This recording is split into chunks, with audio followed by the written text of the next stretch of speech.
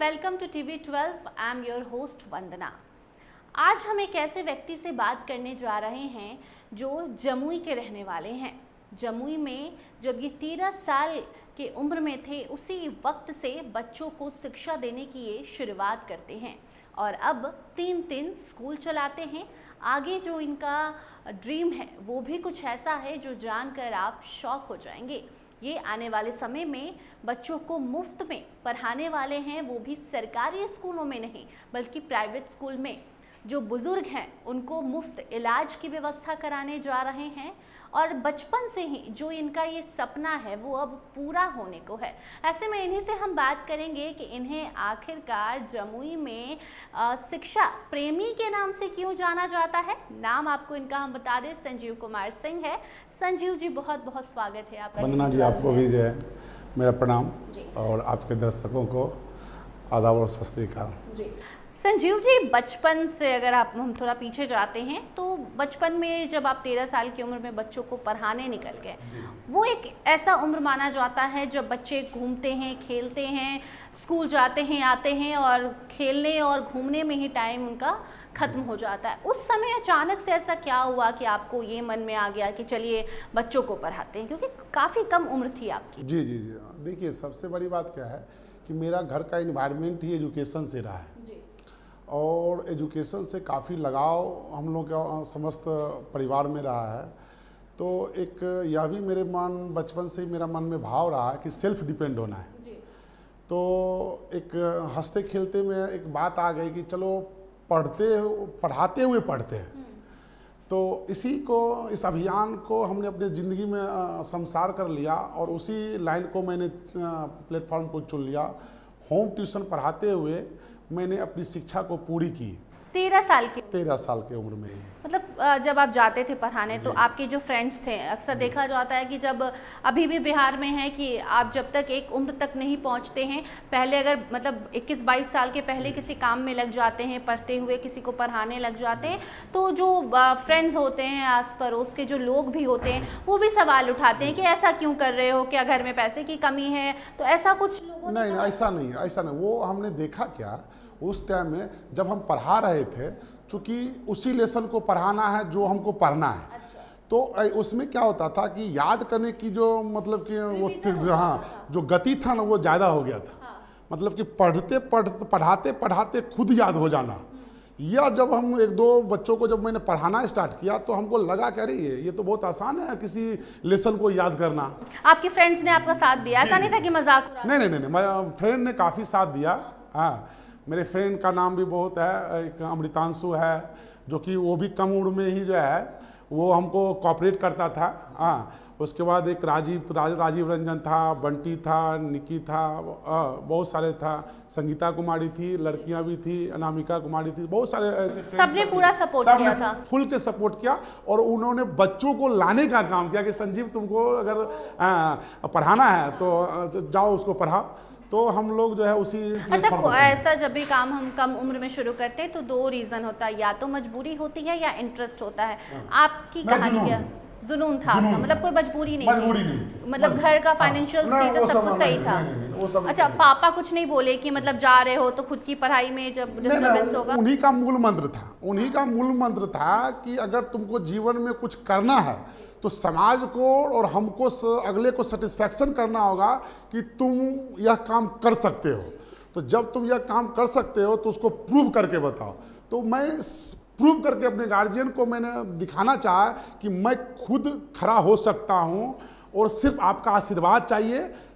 खटेंगे हम, समाज से रूबरू हम होंगे, आपका सिर्फ आशीर्वाद चाहिए, बस उसी को बहुत ज़्यादा उसको लाइक भी नहीं। आपके मतलब पापा उस वक्त क्या करते थे? वो पढ़ाने का काम करते थे। अच्छा, वो भी मतलब टीचिंग लाइन में ही थे, प्रोफेसर थे? हाँ, तो इंग्लिश का बहुत अच्छा लेक्चरर है।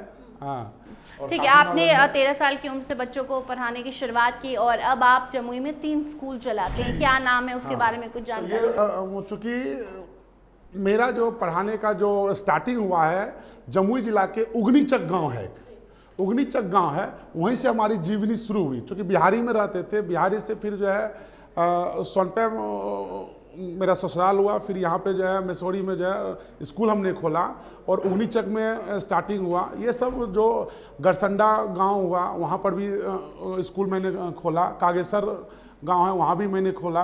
तो इस और आज दिग्घी में स्कूल है, अड़सार में स्कूल है। ये सब स्कूल का माध्यम से जनता से हम संपर्क करने का एक अच्छा मेरा जो है यह एक प्लेटफॉर्म था, जो मैं धीरे धीरे लोगों के बीच में गया और लोकप्रियता हमारी बढ़ती गई, मेरा डिमांड बढ़ता गया, और धीरे धीरे धीरे जो है हम समाज की ओर मूव कर गए। तो अभी भी आप स्कूल चलाते हैं, लेकिन अभी जब ऑफ कैमरा हमने आपसे बात की तो आपने कहा कि अब आप ऐसा स्कूल खोलने जा रहे हैं जहां पर बच्चों को मुफ्त में पढ़ाया जाएगा, तो वो क्या प्लान है? देखिए वो क्या हुआ, वो मन में इसलिए विचार आया क्योंकि 20 साल 25 साल के दरमियान में जो एजुकेशन लाइन में जो हम जब घूमे, तो मैंने देखा क्या कि बहुत सारे बच्चे की आर्थिक स्थिति बहुत दयनीय है, लेकिन पढ़ने में बहुत तेज है। तो पढ़ने में बहुत तेज है, लेकिन फाइनेंशियली के कारण वो जो है प्राइवेट स्कूल को छोड़ रहा है। तो मैंने अपने स्कूल में ही एक अभियान चलाया है कि 50 बच्चों को मुफ्त शिक्षा दी जाएगी, जो कि अभी भी चल रहा है। अभी भी मतलब अभी भी आप मुफ्त शिक्षा दे रहे हैं 50 बच्चों, हाँ प्राइवेट स्कूल में, अपने मतलब व्यवस्था सब वही जो बच्चे फीस देकर पढ़ रहे हैं वो मुफ्त में पढ़ रहे हैं। उसको मुफ्त में 50 बच्चे को मैं फ्री पढ़ा रहा हूँ। 50 बच्चे पढ़ रहे हैं, फ्री पढ़ रहे हैं। 50 बच्चे फ्री पढ़ रहे हैं, जो कि इसकी आर्थिक स्थिति कमजोर है। अब उसको बड़ा पैमाना पे जो है एक ऑर्गेनाइजेशन के माध्यम से हम ले जाना चाहते हैं, जो कि उड़ान रन्स उषा वेलफेयर फाउंडेशन है। तो उस उड़ान रन्स उषा वेलफेयर फाउंडेशन के माध्यम से एक ऐसा संस्थान खोलना चाहते हैं कि 50 बच्चा ही नहीं, अधिक से अधिक बच्चे जो आर्थिक स्थिति से कमजोर हैं वो उस स्कूल में जाएंगे और पढ़ेंगे। तब जाके समाज को अगर सुधारना है तो शिक्षा पे बल देना होगा। जी, तो इसमें एक और सवाल मेरा ये है कि क्या वो बच्चे सिर्फ जमुई के होंगे या फिर बाहर दूसरे जिले के भी बच्चे आकर? कहीं भी ऐसा नहीं है। वो सबसे पहले तो हम जमुई की वासियों को उसमें वो जगह देंगे, चूँकि हमारी पहचान, हमारी लोकप्रियता, हमको सपोर्ट सब जमुई के वासी ही किया है। तो सबसे पहले तो हम जमुइया को देंगे, उसके बाद दूसरे को देंगे, चूँकि पहले घर तब बाहर। तो उसमें सिर्फ पढ़ाई की व्यवस्था होगी या फिर और भी रहना खाना ये सब? नहीं, सिर्फ एजुकेशन। सिर्फ एजुकेशन। अच्छा, इसके बाद एक और जो आपने प्लान बताया था कि आप बुजुर्गों के लिए भी कुछ प्लान कर रहे हैं जहां पर उन्हें मुफ्त में इलाज की सुविधा दी जाएगी, तो उसका क्या कुछ?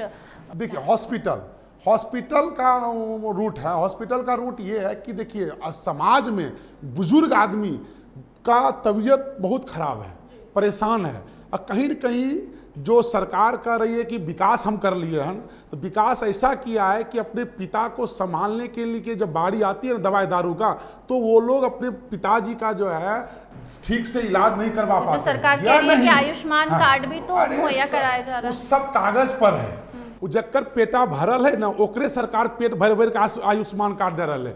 वास्तविकता में जकर जमीन में जो गरीब है ना, उसको सरकार कुछ नहीं देख रही, कोई देखे वाला नहीं है।